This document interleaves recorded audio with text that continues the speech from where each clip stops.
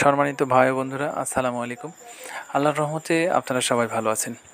আজকে আমরা একটি বিষয় নিয়ে আলোচনা করব। বিষয়টি হলো যে গবাদি প্রাণীর লাম্পি স্কিন ডিজিজ বা অনেকেই আমরা যারা জেনে থাকি এলএসডি সম্পর্কে।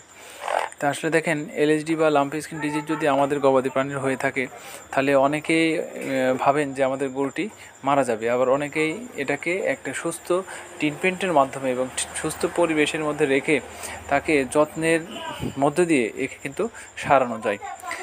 আসলে দেখেন, সব কিছুর মালিকই একজন। সেটা যদি উনি চায়, তাহলে অসুস্থ প্রাণীকে সুস্থ করে দিতে পারে, আবার সুস্থ প্রাণীকে অসুস্থ করে দিতে পারে। আমাদের এই বিশ্বাসটুকু রেখে তার ট্রিটমেন্ট করতে হবে।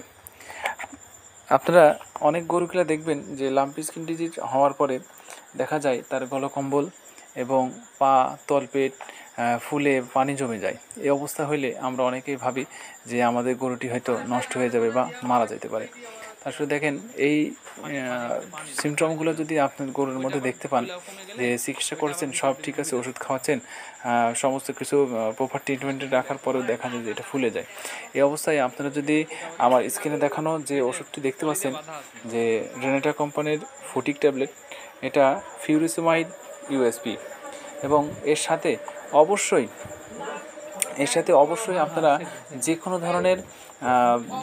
ধরনের লিকুইড গ্লুকোজ আপনারা যোগ করতে পারেন। যেমন স্যালাইন খাওয়াতে পারেন, বা আপনার মনে করেন যে আপনার স্ক্রিনে দেখানো যে ওষুধটি দেখতে পাচ্ছেন অক্সিজেন কোম্পানির হাইড্রোসল সিরাপ, এই সিরাপটিও আপনারা খাওয়াতে পারেন। যদি আপনারা এই ফুটিক ট্যাবলেটটি 300 কেজি বডি ওয়েট অনুযায়ী খাওয়ান, এবং আপনার যে ওষুধটি দেখতে পাচ্ছেন হাইড্রোসল সিরাপ, এই হাইড্রোসল সিরাপ যদি আপনারা ঠিক পরিমাণ মতো খাওয়াইতে পারেন, তাহলে আপনাদের এই ফোলাটা কমে যাবে। ধন্যবাদ সবাইকে।